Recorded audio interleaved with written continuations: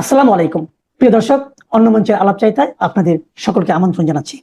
আপনারা জানেন সবাই যে এখানে পেন্টাগনের শীর্ষ কর্তারা ভারতবর্ষে এসেছেন। আজকে তাদের ফিরে যাওয়ার কথা। কাল রাতে জেডি ভান্সের ফোন এসছিল। জেডি ভান্সের ফোন এসছে, সেই কথাটা আমরা জানলাম কি করে? মোদির টুইট থেকে। মোদি সেখানে দুটো কথা লিখেছেন, তার মর্মার্থ ব্যাখ্যা করলে আপনারা বুঝতে পারবেন যে ভারতীয় কূটনীতি কোন রাস্তা ধরেছে এবং আমেরিকা কি ভাবছে। 2 নম্বর হচ্ছে শেখ হাসিনা,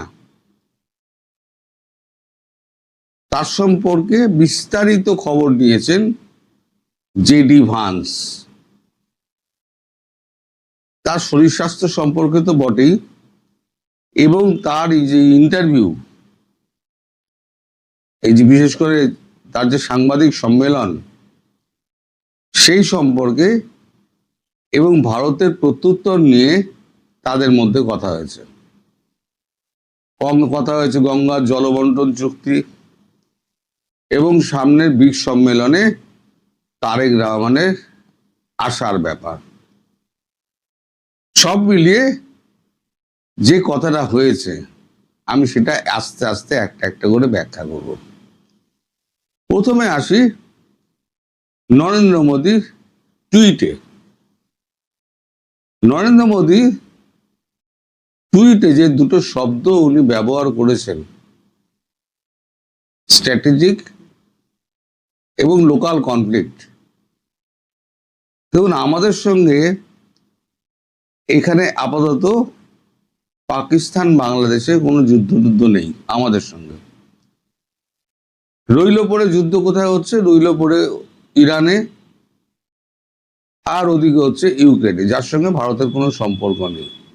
তাহলে স্ট্র্যাটেজিক্যালি ভারতের সঙ্গে এক থাকতে হবে, এই কথাটা মোদিজিও উল্লেখ করলেন কেন? তার পেছনে নিশ্চয়ই কোনো কারণ আছে।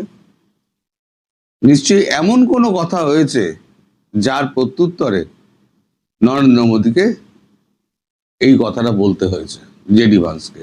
তিনি টুইট করে বলেছেন,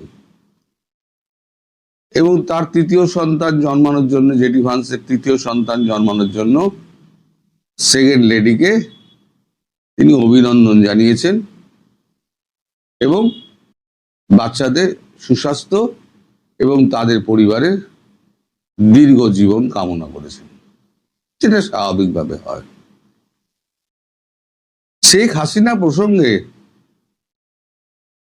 তিনি খুঁটিয়ে খুঁটিয়ে জিজ্ঞেস করেন শেখ হাসিনা কি ভাবছেন।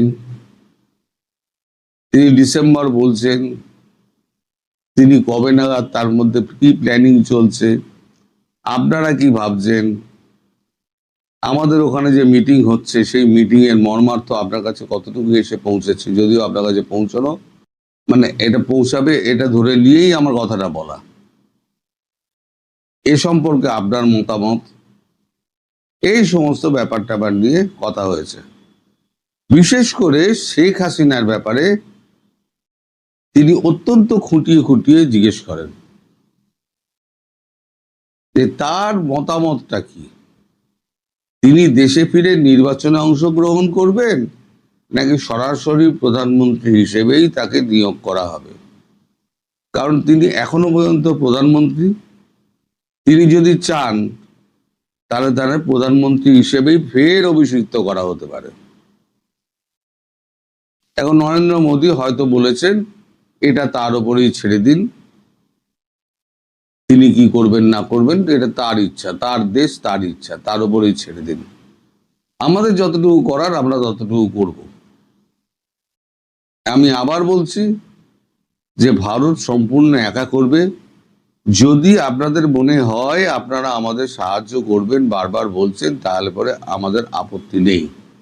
জেডি ভান্সকে মুখের ওপর আর একবার বলে দিয়েছেন নরেন্দ্র মোদী। সুতরাং নরেন্দ্র মোদী নিজের জায়গা থেকে সম্পূর্ণ পরিষ্কার, যাকে বলে ক্লিয়ার।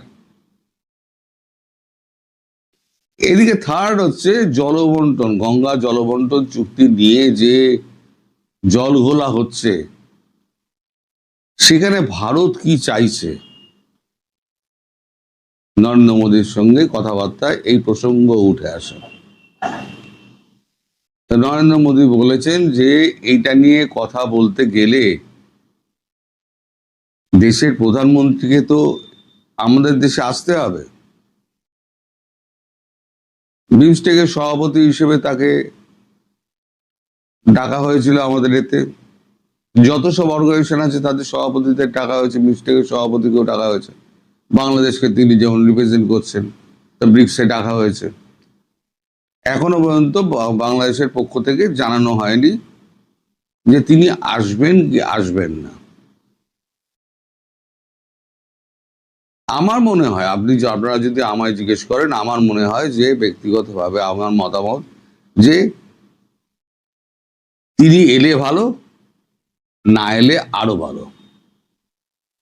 এলে ভালো এই প্রসঙ্গে যে এলে অন্তত তারেক রহমানের সঙ্গে প্রধানমন্ত্রীর সাক্ষাৎ হতে পারত, সেটা বাংলাদেশের কূটনীতির পক্ষে ভালো ছিল। আর না এলে গঙ্গা জলবন্টন চুক্তি রিনিউ হবে না। সেক্ষেত্রে আগামী খরা বলবো না, আগামী যে গ্রীষ্মকাল, তাতে তো আপনার দেশে খরা দেখা দেবে। তাই আমি মাঝে মাঝেই বলি দুর্ভিক্ষের পদধ্বনি শোনা যাচ্ছে।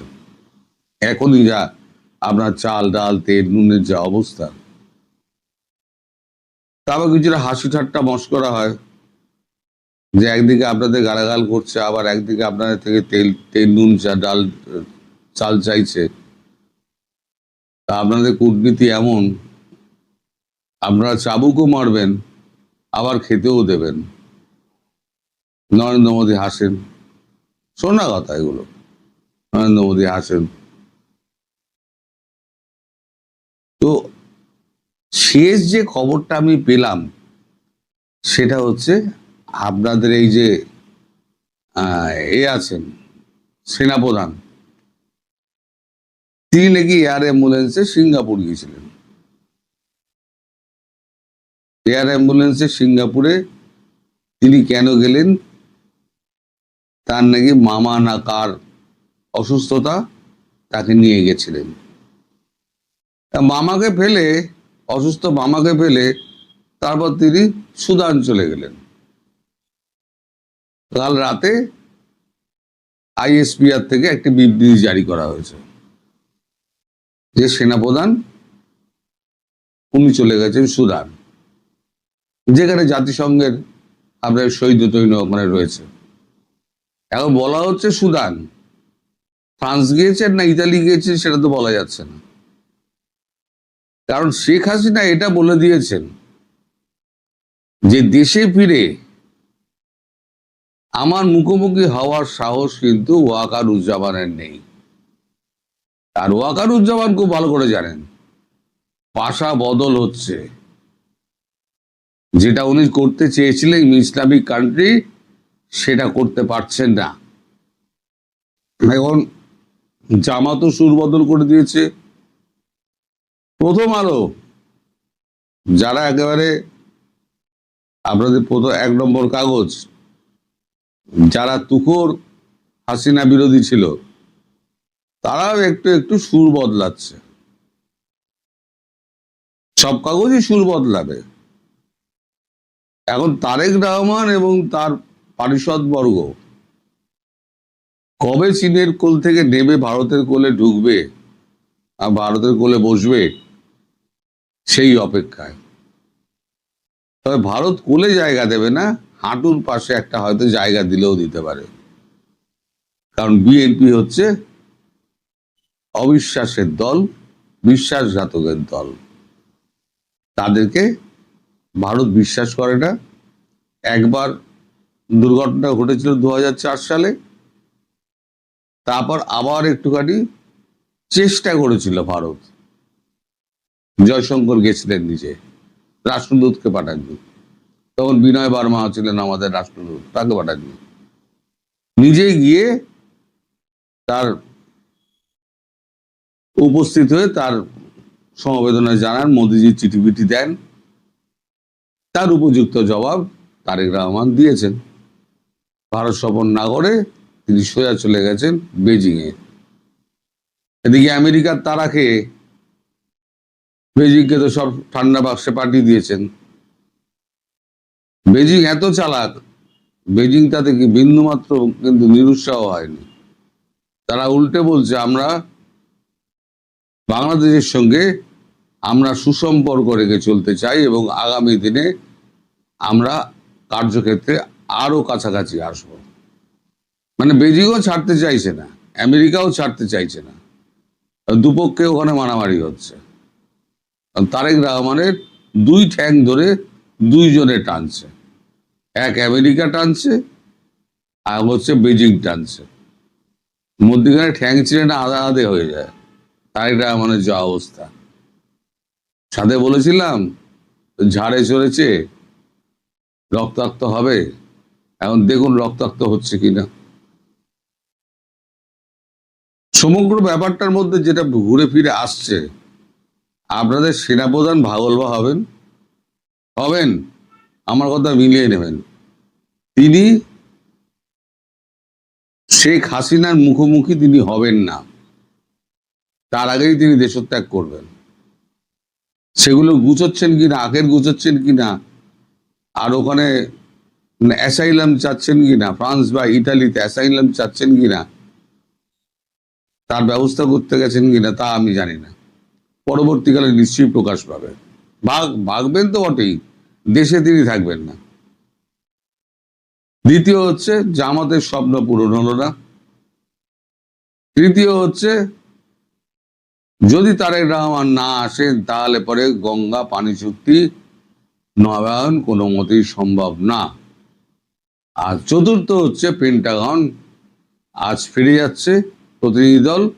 গতকাল দীর্ঘ সময় জেডি ভান্স প্রধানমন্ত্রী মোদির সঙ্গে কথা বলেন। সব মিলিয়ে যদি আপনি একত্র যদি করেন, তাহলে আমার মনে হয় ঘটনা প্রবাহ খুব তাড়াতাড়ি এগোচ্ছে এবং এই অবস্থার পাল্টি খেতে খুব একটা বেশি সময় লাগবে না। আর তারেক রহমানকে দেশ ছাড়তে হবে। অর্থাৎ যারাই কুচক্রী ছিল একটাও ছাড়া পাবে না, শুধু শেখ হাসিনাকে ফেরত আসতে দিন। আর সেই দিন আমার মনে হয় খুব একটা দূরে নয়।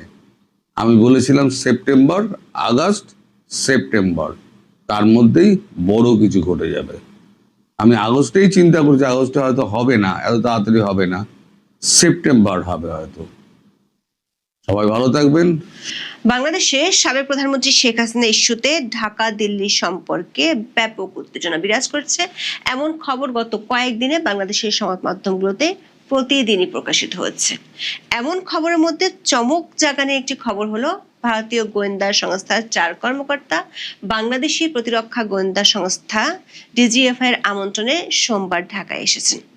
ভারত বাংলাদেশ সম্পর্কের উত্তেজনাকর খবরের মধ্যে একই দিন বাংলাদেশের রাষ্ট্রীয় অতিথি ভবন পদ্মায় রুদ্ধদ্বার বৈঠক করেছেন দেশের পররাষ্ট্রমন্ত্রী খলিলুর রহমান এবং ভারতের হাইকমিশনার দীনেশ ত্রিবেদী। সূত্রগুলো বলছে, বাংলাদেশে শেখ হাসিনার প্রত্যর্পণ হবে নাকি তিনি প্রত্যাবর্তন করবেন, এ নিয়ে ভারত সরকারের বার্তা দীনেশ ত্রিবেদী বাংলাদেশ সরকারের কাছে পৌঁছে দিয়েছেন, যার অর্থ হলো শেখ হাসিনা কি নিজ ইচ্ছায় ফিরবেন নাকি তিনি আইনি প্রক্রিয়ায় ফিরবেন, সেই জটিলতা নিয়ে ভারত তাদের বক্তব্য জানিয়ে দিয়েছে।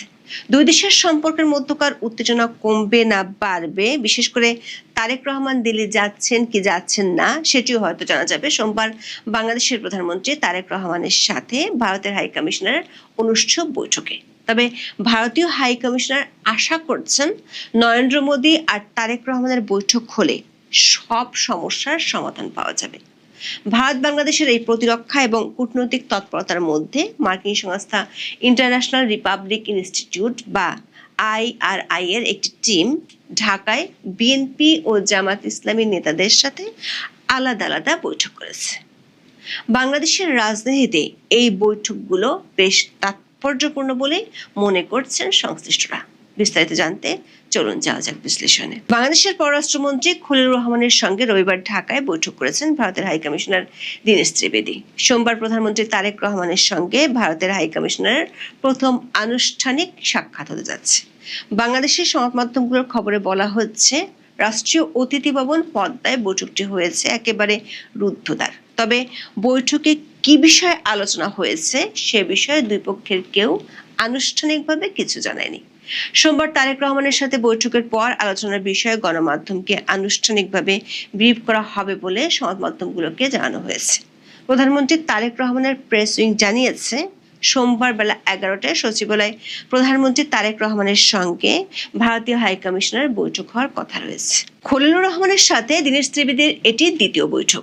মার্কিন দূত সার্জিও গোর বাংলাদেশে আসার একদিন আগে একটি বৈঠক হয়েছিল। কূটনৈতিক সূত্রগুলো বলছে, রবিবার খলিলুর রহমানের সাথে দীনেশ ত্রিবেদীর যে বৈঠকটি হয়েছে সেটি নিছকই কোনো সৌজন্য বিনিময়ের মধ্যে সীমাবদ্ধ ছিল না। গত 5ই আগস্ট দিল্লিতে একটি ভার্চুয়াল সংবাদ সম্মেলনে শেখ হাসিনা অংশ নিয়ে বক্তব্য দেন এবং সাংবাদিকদের বেশ কয়েকটি প্রশ্নের উত্তর দেন। এই অনুষ্ঠানের আগে বাংলাদেশ সরকারের পক্ষ থেকে শেখ হাসিনার বক্তব্য থামাতে ভারত সরকারের সাহায্য চেয়েছিল।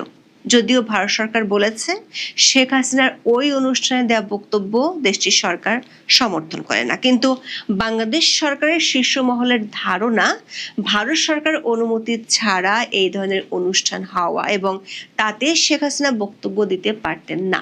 এই ঘটনার পর বাংলাদেশের পররাষ্ট্র মন্ত্রণালয় কড়া ভাষায় প্রতিবাদ জানিয়ে একটি প্রেস বিজ্ঞপ্তিও দিয়েছিল। গণমাধ্যমগুলোর খবরে বলা হচ্ছে, এই ঘটনার পর বাংলাদেশ ভারত সম্পর্কে নতুন উত্তেজনা তৈরি হয়েছে। অবশ্য এই ঘটনার পরও দুই দেশের বাণিজ্যিক সম্পর্ক পুরোদমে চালু আছে। কূটনৈতিক সূত্রগুলো বলছে, ভারত ও বাংলাদেশের মধ্যকার সরকারি পর্যায়ের বৈঠকগুলোতে শেখ হাসিনা ইস্যুতে আলোচনা হচ্ছে। রবিবার পররাষ্ট্রমন্ত্রী খলিলুর রহমানের সাথে বৈঠকেও বিষয়টি নিয়ে আলোচনা হয়েছে এমন তথ্য জানা গেছে বাংলাদেশের পররাষ্ট্র মন্ত্রণালয়ের একটি সূত্রে। সূত্রগুলো বলছে, শেখ হাসিনার ইস্যুটি নিয়ে এখন দেশ দুটির মধ্যকার আলোচনা প্রত্যর্পণ নাকি প্রত্যাবর্তন এমন একটি ব্যারাজেলের মধ্যে আটকে আছে। বাংলাদেশ সরকার চায় বন্দি বিনিময় চুক্তি অনুযায়ী প্রত্যর্পণ, আর ভারত সরকার চায় শেখ হাসিনা নিজ ইচ্ছেতেই যেহেতু ফিরে যাবেন তাই সেটি হবে প্রত্যাবর্তন। ভারতের বাংলা সংবাদ মাধ্যম দ্য ওয়ালের খবরে দাবি করা হয়েছে, ভারতের হাই কমিশনার বাংলাদেশের পররাষ্ট্র মন্ত্রীকে জানিয়েছেন, বাংলাদেশের সাবেক প্রধানমন্ত্রী শেখ হাসিনার বিষয়ে ঢাকাকে তাদের অবস্থান নিয়ে ভাবতে হবে। বাংলাদেশ সরকার একজন সাজাপ্রাপ্ত আসামি হিসেবে শেখ হাসিনার প্রত্যর্পণ দাবি করেছে, যার অর্থ ভারত সরকারকে ভারতে অবস্থানরত বাংলাদেশের সাবেক প্রধানমন্ত্রীকে গ্রেপ্তার করে তার দেশের হাতে তুলে দিতে হবে। অন্যদিকে ভারতের বক্তব্য, আওয়ামী লীগ সভানেত্রী নিজেই দেশে ফিরতে চেয়েছেন। তিনি যাতে নির্বিঘ্নে দেশে ফিরতে পারেন এবং আদালতে হাজির হয়ে ন্যায় বিচার পান সেই নিশ্চয়তা দিতে হবে ঢাকাকে। সোমবার তারেক রহমানের সঙ্গে বৈঠকেও ভারতের হাই কমিশনার নরেন্দ্র মোদী সরকারের এই অবস্থানের কথা স্পষ্ট করবেন বলে বলা হয়েছে দ্য ওয়ালের খবরে। তবে সোমবারের সাক্ষাৎকার শুধুমাত্র শেখ হাসিনা এবং আওয়ামী লীগের বিষয়ে সীমাবদ্ধ থাকবে না। রবিবার পররাষ্ট্রমন্ত্রী খলিলুর রহমানের সঙ্গে দীনেশ ত্রিবেদীর বৈঠকে আগামী মাসে তারেক রহমানের নয়াদিল্লি সফরের বিষয়েও কথা হয়েছে। আগামী 12-13 সেপ্টেম্বর দিল্লিতে অনুষ্ঠেয় ব্রিক্স শীর্ষ সম্মেলনে আউটরিচ পর্বে অংশ নেওয়ার জন্য এরই মধ্যে বাংলাদেশের প্রধানমন্ত্রী তারেক রহমানকে আমন্ত্রণ জানিয়েছেন ভারতের প্রধানমন্ত্রী নরেন্দ্র মোদী। গত 14 জুলাই ঢাকায় ভারতীয় হাই কমিশনের মাধ্যমে পররাষ্ট্র মন্ত্রণালয়ে একটি কূটনৈতিক পত্র পাঠিয়ে এই আমন্ত্রণ জানানো হয়। এই অনুষ্ঠানে তারেক রহমান যোগ দিবেন কিনা তা এখনো নিশ্চিত নয়, যদিও দৈনিক প্রথম আলোর খবরে বলা হয়েছে তারেক রহমানের যোগ না দেওয়াটা প্রায় নিশ্চিত। তবে বাংলাদেশের পররাষ্ট্র মন্ত্রণালয়ের একটি সূত্র নিশ্চিত করেছে, পররাষ্ট্রমন্ত্রী খলিলুর রহমান মন্ত্রণালয়ের সাউথ এশিয়ার ডিজিকে তারেক রহমানের এই সফরের প্রস্তুতি নিয়ে রাখার নির্দেশ দিয়েছেন। এই নির্দেশটি দেওয়া হয়েছিল 5ই আগস্ট শেখ হাসিনার বক্তব্য দেওয়ার পরপরই। ওই সূত্রটি বলছে, সে নির্দেশটি এখনো বলবৎ আছে। শেখ হাসিনা ইস্যু সহ বাংলাদেশ ও ভারতের মধ্যে বিদ্যমান গুরুত্বপূর্ণ ও জটিল সমস্যাগুলো যে দুই দেশের শীর্ষ নেতার বৈঠক ছাড়া সমাধান সম্ভব নয়, সেটি নিয়ে দুই পক্ষ খুবই নিশ্চিত এই বৈঠকটি হতে পারে সেপ্টেম্বরে। ভারতীয় হাইকমিশনার দীনেশ ত্রিবেদী রবিবার ঢাকার একটি অনুষ্ঠানে সাংবাদিকদের সেই ইঙ্গিতে দিয়েছেন। তিনি বলেছেন, দুই দেশের শীর্ষ নেতা মানে নরেন্দ্র মোদী আর তারেক রহমানের বৈঠক হলে অমীমাংসিত সমস্যাগুলোর সমাধান সম্ভব।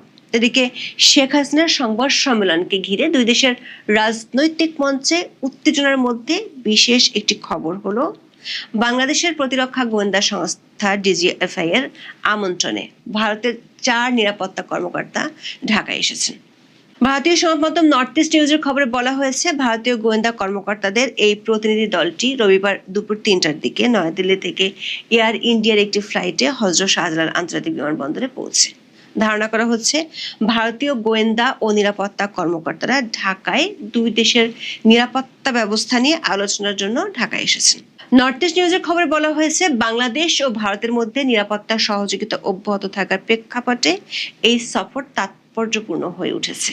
ভারতের প্রতিনিধি দলটি ঢাকার একটি অভিজাত হোটেলে উঠেছে। সফররত ভারতীয় কর্মকর্তাদের থাকার ব্যবস্থা করেছে বাংলাদেশ ডিজিএফআই। ভারতীয় প্রতিনিধি দলের সদস্যদের নিরাপত্তার স্বার্থে সংশ্লিষ্ট সূত্র নামগুলো প্রকাশ করেনি, তবে এটি নিশ্চিত হওয়া গেছে প্রতিনিধিদের নেতৃত্ব দিচ্ছেন ভারতীয় গোয়েন্দা সংস্থা রিসার্চ অ্যান্ড অ্যানালাইসিস উইং, যাকে সংক্ষেপে র বলা হয়, তার উচ্চপদস্থ একজন কর্মকর্তা। সূত্রগুলো বলছে, ভারতীয় গোয়েন্দা কর্মকর্তারা এমন এক সময় ঢাকায় এসেছেন যখন বাংলাদেশ ও ভারত নিরাপত্তা সংক্রান্ত ইস্যুতে সম্পৃক্ততার জন্য কিছু চ্যালেঞ্জের মুখোমুখি হয়েছে। আবার বাংলাদেশের প্রধানমন্ত্রী তারেক রহমান ব্রিক্সের সম্মেলনে যোগ দিতে দিল্লি যাবেন কি যাবেন না সে অনিশ্চয়তার মধ্যে আছে দুই দেশের সংশ্লিষ্ট কর্তৃপক্ষগুলো। অবশ্য বাংলাদেশের রাজনীতি ও প্রতিরক্ষা খাতে শুধু ভারতীয়রাই বৈঠক করছে না, বরং মার্কিন প্রতিনিধিদের সাথে বাংলাদেশের রাজনীতিবিদদের বৈঠকের খবর পাওয়া গেছে। বাংলাদেশ জাতীয়তাবাদী দল বা বিএনপির সিনিয়র নেতারা 9 আগস্ট গুলশানে বিএনপি চেয়ারম্যানের কার্যালয়ে ওয়াশিংটন ভিত্তিক ইন্টারন্যাশনাল রিপাবলিকান ইনস্টিটিউট বা IRI এর একটি প্রতিনিধি দলের সাথে বৈঠক করেছেন। সকাল 11টা থেকে দুপুর পর্যন্ত অনুষ্ঠিত এই ঘণ্টাব্যাপী বৈঠকে IRI এর চলমান কর্মসূচি এবং বাংলাদেশের গণতান্ত্রিক অগ্রগতিকে সুসংহত ও টেকসই করার লক্ষ্যে ভবিষ্যৎ পরিকল্পনার উপর আলোকপাত করা হয়েছে। বৈঠকে IRI এর senior director, centre for insights and survey রিসার্চের একজন প্রতিনিধি, একজন কারিগরি উপদেষ্টা এবং এর আবাসিক প্রোগ্রাম ডিরেক্টর সহ সিনিয়র প্রতিনিধিরা উপস্থিত ছিলেন। বিএনপির পক্ষ থেকে মন্ত্রী ও প্রতিমন্ত্রী পদমর্যাদার উপদেষ্টা, সংসদীয় স্থায়ী কমিটির একজন চেয়ারপারসন এবং একজন সংরক্ষিত আসনের সংসদ সদস্য সহ রাজনৈতিক প্রতিনিধিরা অংশ নেন। পরে বিকেল 3:30 থেকে বিকেল 4:30 পর্যন্ত রাজধানীর মগবাজারে জামাত ইসলামের কেন্দ্রীয় কার্যালয়ে দলের কেন্দ্রীয় নির্বাহী কাউন্সিলের একজন সদস্য এবং IRI এর একটি প্রতিনিধি দলের মধ্যে পৃথক বৈঠক অনুষ্ঠিত হয়। বৈঠকে ইঙ্গিত দেওয়া হয়, ওয়াশিংটন ভিত্তিক ইনস্টিটিউট গণতান্ত্রিক প্রতিষ্ঠান, রাজনৈতিক অংশগ্রহণ এবং দেশের গণতান্ত্রিক উন্নয়ন সম্পর্কিত বৃহত্তর কর্মসূচির অংশ হিসেবে বাংলাদেশের একাধিক রাজনৈতিক স্টেকহোল্ডারদের সাথে সম্পৃক্ত হচ্ছে। ঢাকার একাধিক সূত্র বলছে, বাংলাদেশে অন্তর্ভুক্তিমূলক রাজনীতি নিয়ে সংকট উত্তরণের জন্য ওয়াশিংটনের মধ্যস্থতায় ঢাকা ও দিল্লির পক্ষগুলোর সাথে সামনে আরও একাধিক বৈঠক হতে পারে। এখন এই পর্যন্ত। সবাই ভালো থাকুন, সুস্থ থাকুন, নিরাপদে থাকুন। দেখা হবে আগামী পর্বে।